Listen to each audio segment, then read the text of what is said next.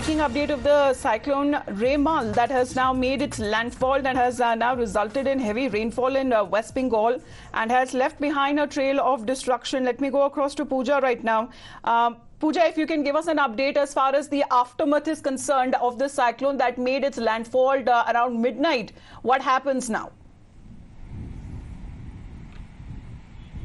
Well, absolutely. The severe cyclonic storm Remal has now weakened into a cyclonic storm. Let me show you the visuals. We are at East Midnapur's Digha, and the sea here is far more calmer compared to the conditions that were prevailing yesterday.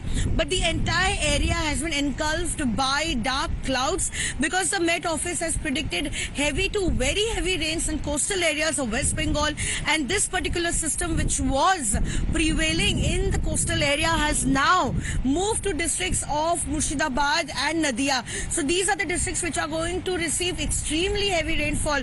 But as you can see, that the strong winds continue to blow. However, all the necessary restrictions that were imposed in this particular district have now been withdrawn. People are now being allowed to come visit the beach, as presently this situation has comparatively improved considering the situation that was prevailing yesterday during the landfall.